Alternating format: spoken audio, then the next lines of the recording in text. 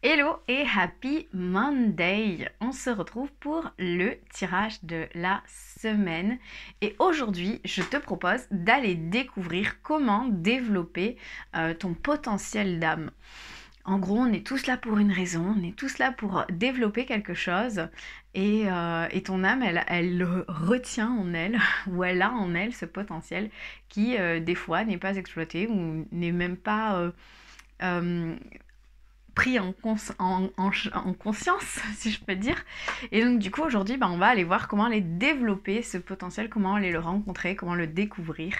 Et si jamais dans ce potentiel d'âme, tu as à cœur de développer ta guidance, de savoir comment recevoir les messages de ton âme, comment être guidé par soi-même dans la vie, sache que j'ai créé une petite formation en ligne qui s'appelle 7 jours pour apprendre à tirer les cartes et qui pourra éventuellement t'aider à faire ce que je fais justement dans cette vidéo. Donc si la formation t'intéresse, tu peux la découvrir en cliquant ci-dessous si tu es sur YouTube, le lien au-dessus si tu es sur Facebook et le lien qui est dans ma bio si tu es sur Instagram. Et sache que en commandant en t'inscrivant à cette formation, tu peux également commander un de mes 2 jeux si tu ne les as pas encore.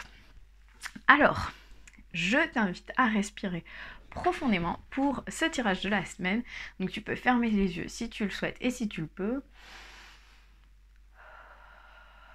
Je t'invite à te reconnecter à ton âme et à son potentiel. Et à choisir un chiffre entre 1, 2 ou 3. Si tu as choisi le tas numéro 1 pour toi, on te rappelle que la peur est un guide. Donc peut-être qu'en ce moment tu as peur, il y a quelque chose qui t'attire, mais tu as peur et tu manques un peu de courage parce qu'on tombe sur la carte Warrior Woman. Et donc cette carte, elle est là un peu pour te rappeler que tu es venu pour faire quelque chose, que ton âme, elle est venue s'incarner pour accomplir quelque chose, pour accomplir une mission. Et justement, la carte, elle te demande, est-ce que tu as répondu à ce profond appel que ton âme t'envoie et je pense que non, si tu tombes sur cette carte, c'est que voilà, il y a quelque chose qui te retient, il y a peut-être une part de peur, il y a peut-être une part d'ombre, il y a quelque chose en tout cas qui te retient dans cet appel, dans ce développement pour aller vers le potentiel de ton âme. Et sache que la peur, elle est là pour une raison, la peur, elle est là pour nous guider, pour nous dire, ok, c'est par là le chemin, c'est là, si tu as peur, si tu ressens qu'il y a quelque chose, en fait, la peur, elle te guide vers le courage. Sans peur, il n'y a pas de courage. Le courage n'existe pas. Donc, la peur, c'est bien, en fait. Donc, du coup, il y a voilà, comment développer Comment développer le potentiel de ton âme. Pour toi, je pense qu'il y a quelque chose où tu dois revêtir ton armure de guerrière ou de guerrier et traverser cette peur. Vraiment, la traverser pour aller découvrir, pour aller rencontrer ce potentiel qui n'attend que toi, qui n'attend vraiment que toi pour s'ouvrir. Et à côté de ça, on a 2 cartes. Donc on a la carte j'honore et accepte mon corps tel qu'il est.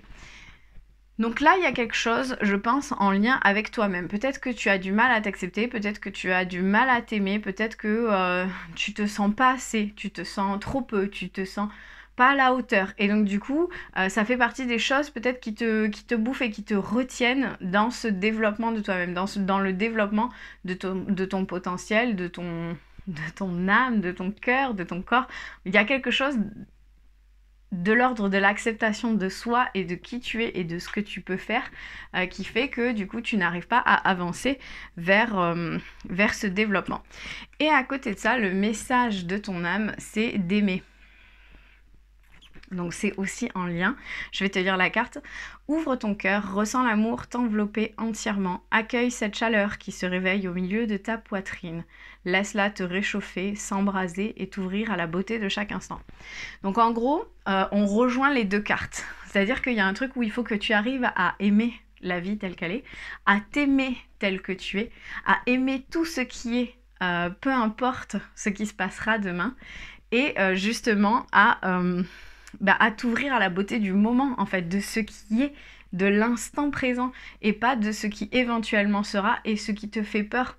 C'est arriver à te ramener dans ce que tu vis aujourd'hui et dans ce que ça t'apporte aujourd'hui et dans l'acceptation de chaque instant et de chaque jour et de toi-même que tu arriveras à traverser ces peurs qui t'immobilisent. Parce qu'en fait, souvent la peur, c'est qu'on projette ce qui pourrait arriver. Or, aujourd'hui, on n'est pas dans ce qui pourrait arriver, on est juste dans ce qui est. Donc voilà pour toi, pour le tas numéro 1, si tu as choisi le tas numéro 1, voilà comment développer le potentiel de ton âme. Si ça te parle, je t'invite à me mettre un petit commentaire. Si tu as choisi le tas numéro 2, pour toi, je crois que les personnes qui ont choisi le tas numéro 2 sont des personnes éveillées, qui sont déjà dans la spiritualité, qui ont déjà un pied dedans, dans le travail sur soi, enfin voilà. Il y a une forme de canalisation et de guidance. Je pense que si tu as choisi le tas numéro 2, c'est que tu es venu un peu guider les autres, d'une certaine manière. Donc, pourquoi je dis ça? On a la carte Akasha. Akasha et le message juste en dessous, c'est ta guidance et guidée divinement. C'est en anglais, donc le temps que je te traduise, il y a un petit décalage. Ta guidance est guidée divinement. Alors Akasha, c'est quoi? Les annales akashiques, c'est la bibliothèque de toutes les âmes du monde. C'est les grandes bibliothèques où on recense tout... où on recense toutes les vies antérieures de chaque âme qui est venue s'incarner sur Terre. Si toi tu tombes sur cette carte aujourd'hui, c'est peut-être que tu y as accès de manière consciente ou de manière inconsciente. C'est peut-être que tu sais déjà, tu ressens déjà ce qui est, enfin voilà, tu captes d'une certaine manière cette guidance venant des annales et qui te permet de guider les autres, de les accompagner. Pourquoi je dis ça aussi? Parce qu'on a cette deuxième carte qui dit « Je libère la sorcière qui est en moi ». Bon, si tu es un homme, tu libères le sorcier qui est en toi. En gros, comme on le voit sur la carte, donc il y a des cartes d'oracle, il y a la lune, il y a des cristaux, on a des yeux sur les mains, donc c'est les ressentis, le troisième œil, le fait de capter les choses, de les ressentir à l'intérieur de soi, de son corps, de recevoir des messages. Enfin, voilà, il y a ce réel lien à la spiritualité, à tout ce qui est autre que ce que nos yeux physiques peuvent voir. Et donc, l'association de ces deux cartes, on est clairement dans la réception de messages de par l'au-delà, de par tout ce qui nous entoure. Et donc du coup, si tu as choisi le tas numéro 2, je pense que ton potentiel d'âme, tu le connais, peut-être inconsciemment, peut-être que cette vidéo viendra confirmer, mais tu as cette capacité à canaliser, à recevoir les informations, à guider les autres avec ces informations que tu reçois. Et tout simplement, il te faut continuer à aller dans ce chemin-là, il te faut continuer à recevoir en toute humilité, en toute honnêteté, en toute bienveillance, tout ce que tu reçois déjà pour être guidé pour toi-même, mais aussi pour éclairer les autres tout en leur laissant leur libre arbitre et en leur redonnant leur pouvoir. Le message de ton âme par rapport à ça, et je pense que ça va résonner avec ma dernière phrase, c'est d'harmoniser ton intérieur. D'harmoniser ton intérieur parce que ça va te permettre de mieux recevoir les messages, parce que ça va te permettre d'être plus neutre et plus en humilité et en bienveillance lorsque tu vas vouloir guider et accompagner les autres, mais aussi parce que ça te permettra tout simplement de mieux recevoir les informations.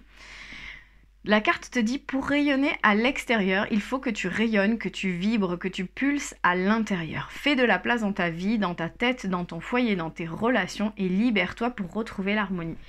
Et vraiment, on a cette notion de faire le grand nettoyage à l'intérieur de soi pour pouvoir recevoir pleinement ces guidances, pour pouvoir recevoir pleinement ce pourquoi je suis venue et arriver à en parler autour de moi, arriver à être pleinement qui je suis, à l'accepter, c'est-à-dire à plus me cacher, me dire « Ah oui, mais les sorcières, on les brûlait. » Oui, on les brûlait, mais aujourd'hui, on les brûle plus. Et puis, les sorcières, elles ont mauvaise presse, mais c'est parce que Disney a décidé de les... a décidé, pas que Disney d'ailleurs, a décidé de les dépeindre d'une certaine manière, parce qu'une vieille femme qui n'a pas d'homme pour lui dicter sa conduite ou pour la contenir d'une certaine manière, ça faisait peur, donc il fallait bien la dépeindre d'une certaine manière. Bref, je m'écarte du sujet. Au final, il te faut harmoniser ton intérieur pour pleinement recevoir tes capacités médiumniques, tes capacités extrasensorielles et pour pouvoir les laisser rayonner à l'extérieur.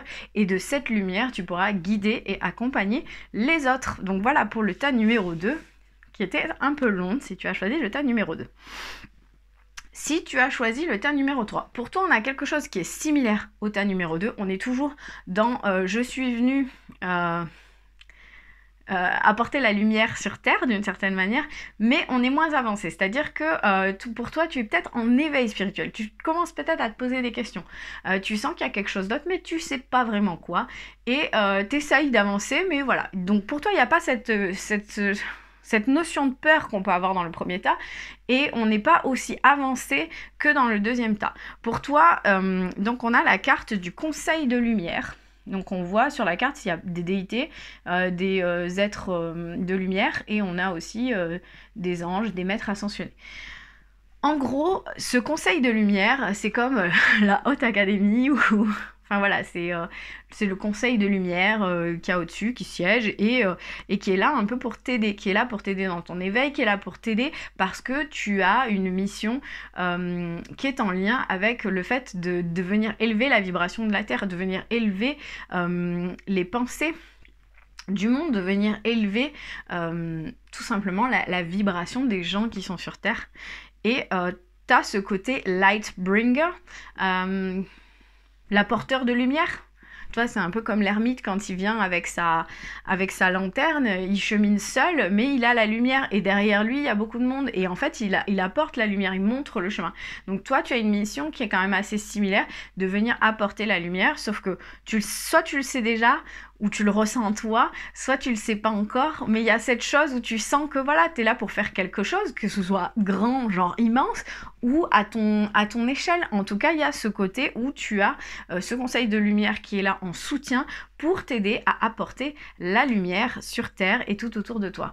Et en ce moment, tu te dis, ouais, ok, c'est cool, c'est cool, mais je mets en place des choses, je fais ci, je fais ça, et derrière, ça marche pas, c'est long, ouais, ok, d'accord, mais bon, comment quoi? Et donc, du coup, pour ça, on a 2 cartes. On a la carte du dernier quart de lune. Alors là, tu vas me dire, ok, génial, ça me dit quoi? Ça me dit rien du tout. Le dernier quart de lune, c'est en gros... tu vois, la lune, elle fait un quart. Et on a cette espèce de virage à 90 degrés. C'est-à-dire que les quarts de lune, c'est toujours le moment où la vie prend un tournant, où ça prend un virage.